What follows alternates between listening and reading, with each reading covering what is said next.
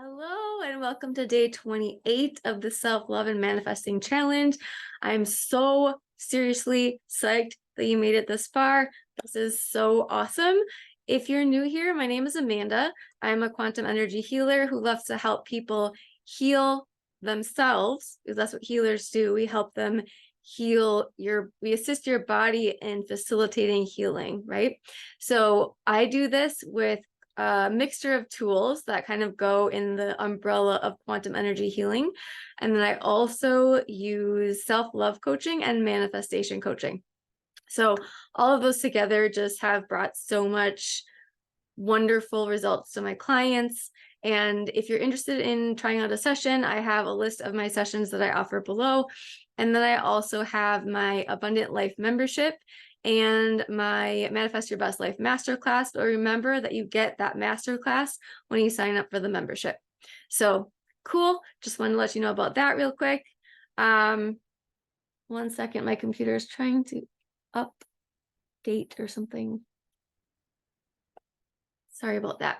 All right. So today your manifestation technique is going to be to use the ask, believe, receive method by clearly stating your desires, believing in their fulfillment, and being open to receiving them.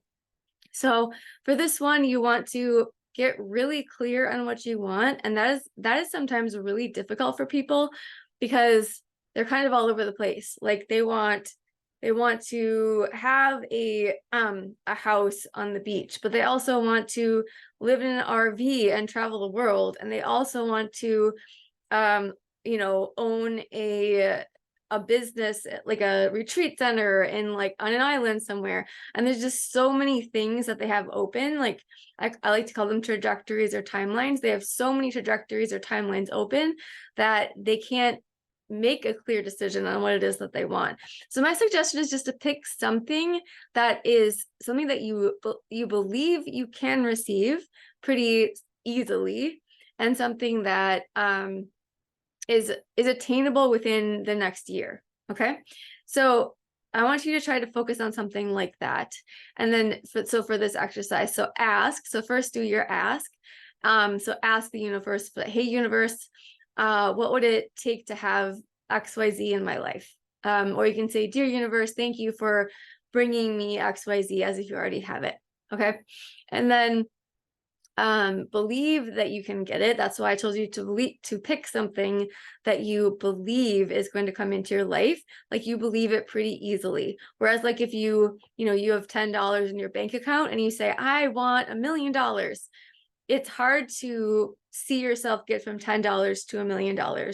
So maybe instead of saying $1 million, maybe you say, man, wouldn't it be great if I went from $10 to $100 by the end of the month, or whatever it is. Like those kinds of things are much easier to believe. And then you can increase your asks as you believe that they can come. Like, so, like maybe you end up with $500 in your account at the end of the month. Woohoo, exciting, right? But then that $500 is no longer exciting after that, because you got the money. You're like, thank you, universe. I'm so excited I have this money. But it is kind of, at that point, it's kind of like, okay, I got that. Now what's next? What else can I get? How much more can I bring in? So on and so forth. Okay, and then receive. So you want to get into the receiving state right away. So after you ask, I want you to either burn your ask. So you're going to write this down. Usually you can ask it out loud, but we write it down just so it kind of like helps our memories remember that we did it at some point. And you can have a manifestation box. I have one, it's just like a white box, and I put a little slit in it, and then I taped it shut so that I can't get into it. And so anytime I have an ask, I put it in there and then I just let it go. I let it go to the universe. I know, and I just have to believe and trust that that thing is coming to me. Okay, so that thing is coming into my life and I'm just not worrying about it anymore. It's just sitting there in my box. Okay, so that's going to be kind of how you're going to get into your receiving state. You're just going to let it go. You're going to be like, okay, I've asked for this. It's coming to me. Have, trust, have faith. Anytime that you start to worry about, why is it not coming? Why is it not coming? I asked for that. Why is it not coming? Like, try to get yourself out of that state of like asking and worrying and just say, it's okay. Everything is okay right now. And I know that this thing is coming. Okay. So that's really important with manifesting, is that you want to get yourself into the receiving state as quickly as possible and stay there. All right. So that's a really good technique that is super powerful. So try it out. And then anytime that you have a new manifestation that you want, you can write a new letter or a new ask and put it into your manifestation box, or shred it or burn it or whatever. I know of this one person that had they were trying to manifest something, and it was something that ended up manifesting into their life really quickly. And she felt like the reason why was that she typed it up on her computer and then she printed it off and shredded it immediately. And that was her way of showing the universe that she was asking for it, and that she was just letting it go and letting the universe bring it to her in whatever way made sense. So, and then that manifested in, perfect divine timing, and everything ended up working out really well. So just another little anecdotal story to help you kind of realize how powerful this can be. All right. So for your self-love task, I would love for you to engage in a self-reflective activity, such as journaling, to gain insight into your emotions, thoughts, and aspirations. Take the time to nurture and understand yourself on a deeper level.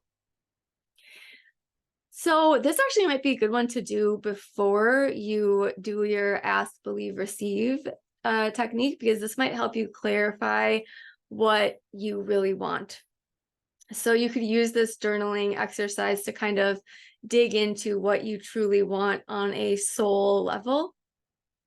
And so, yeah, it just kind of talks about your emotions, thoughts, and aspirations. Emotions, thoughts, and aspirations. Yeah. So I want you to think about what your aspirations are, what your goals are, what your emotions are around those goals and aspirations, and any thoughts that come up while you're thinking about them. Also, another activity that's really useful that you can also use the journaling technique for is you can take, and I think I've mentioned this in another video because it's just so helpful and important.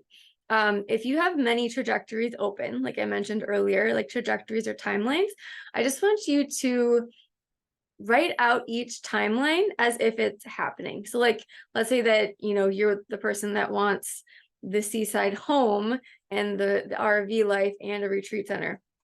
So write out your whole life, what it would be like from here until, the end of your life. If you chose to just live in a house by the seaside, and that was the one thing that you wanted, and what you decided that was what your life was going to be like, and then shut that down. We should just energetically be like, okay, collapsing that. Then I want you to energetically tap into the idea of living an RV life and living in an RV and seeing what that's like, what it's like to travel around full time, what it's like to be on the road all the time, that kind of thing. Okay. And feel into that. What does your life look like? Are you enjoying it? What kind of things are you doing? Like XYZ, whatever it is. Okay. And then, so then you're going to imagine the life where you have the retreat center, and you're like, okay, so what am I doing in this life? What kinds of things is this life bringing me? What kind of opportunities are coming up because of it? Am I making good money? Am I living the kind of life that I want to live in this kind of scenario? And then you just kind of collapse that one, and then bring them all back up one at a time and just say, okay, I'm going to check into this one by the seaside, it's not really feeling it for me. The RV life, I don't really like having to travel all over the place and constantly be traveling. So maybe that's not the best one for me either. And then, the retreat center actually ends up feeling like the best one for you. So that's the one that you focus on. So you really want to have a focus, and you want to stick to your focus so that you can start making attempts to move towards that ultimate goal, because part of manifesting as well is taking actions, even if they're small ones. All right. So I hope that you enjoyed today's techniques and tasks, and I hope you have a wonderful day, and I will see you tomorrow for day 29.